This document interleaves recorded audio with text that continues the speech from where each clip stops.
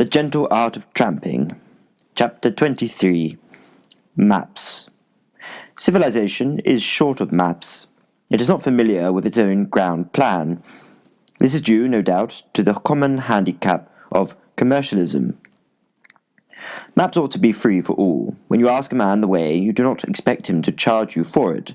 The first on the right, the second on the left. 6 pence, please. Maps are almost as cheap to print as wallpaper, and can often be used as such. We need to be familiarized with the book of a chart of the world. It is of good advantage, especially to children and to young men and women at the gateway of larger life, to have maps of the world in front of them often. You have inherited a pretty large estate by being born. You might as well know something of the plan of the grounds. Stay-at-home natures are bred by absence of maps. An interesting place, the old world, with some curious corners, but the mapless do not believe in it. Geranium follows geranium on the bedroom wall, and duck follows duck, and then in the nursery, innumerable Mother Hubbards look in innumerable empty cupboards for innumerable non-existing bones, and then in the study and the workroom, an endless series of pale violet rails run back and forth, or posies of spoiled forget-me-nots bobble before the eyes. We break the monotony with illuminated texts, samplers, oleographs of the Battle of Spinian Kop, portraits of aged relatives in company with the laughing cavalier. We put "God bless our home" in large letters over the hearth, and then forget about maps which are full of blessing. In Paris, even at the kiosks on the boulevards, you can buy maps of the world for a few francs, large separate maps of Europe and Asia and America, printed in color on paper. You do not need them on canvas. It is almost worth going to Paris to get supplies of these. Thinking of getting married? Go to Paris and get plenty of maps for the new home. Atlases are not so good. You have to take them down from a shelf and consult them. Wall maps spare you the trouble. They consult you.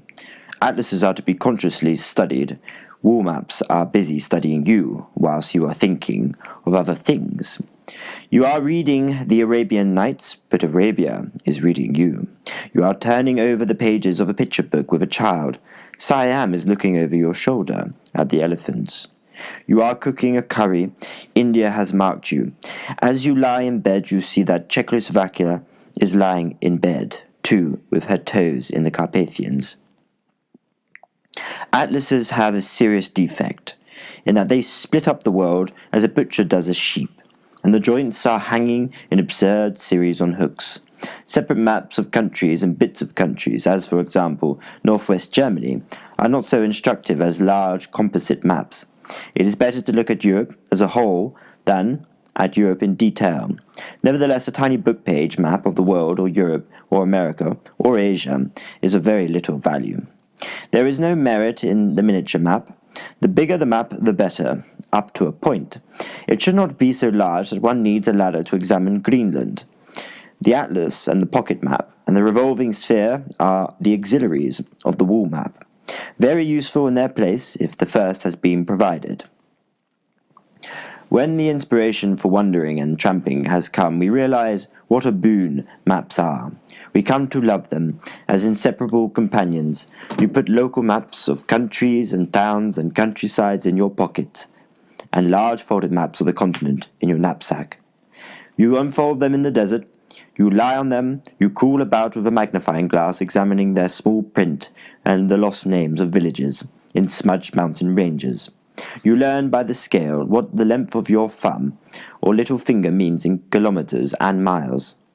You survey with a curious joy the dotted line of your peregrinations up to that point.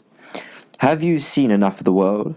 Are you sure you will rest content at Kensal Rise or Père Lachaise when the time comes? Take a map of the world and a blue pencil.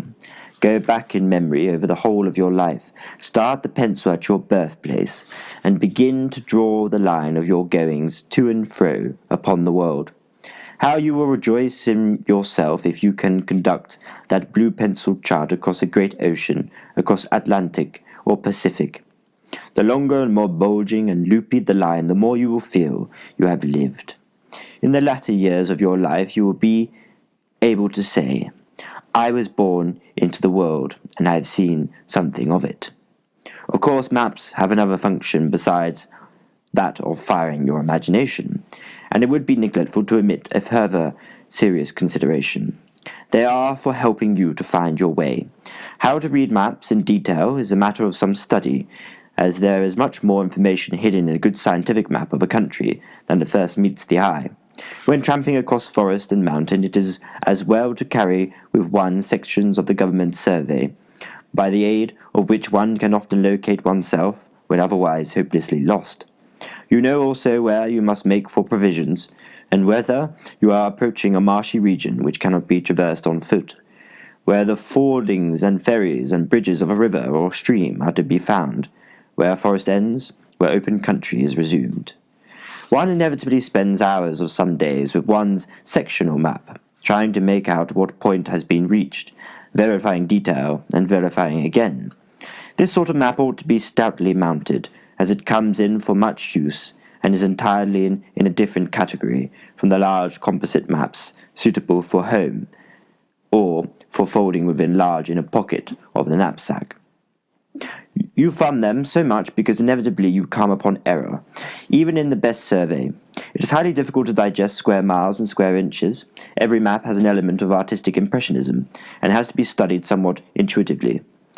What you would mark, it omits because the map maker was of a different temperament.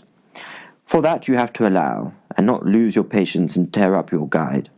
At home it is well to have a map cupboard, and preserve and put in it every little map which has ever served you on the road or in foreign cities.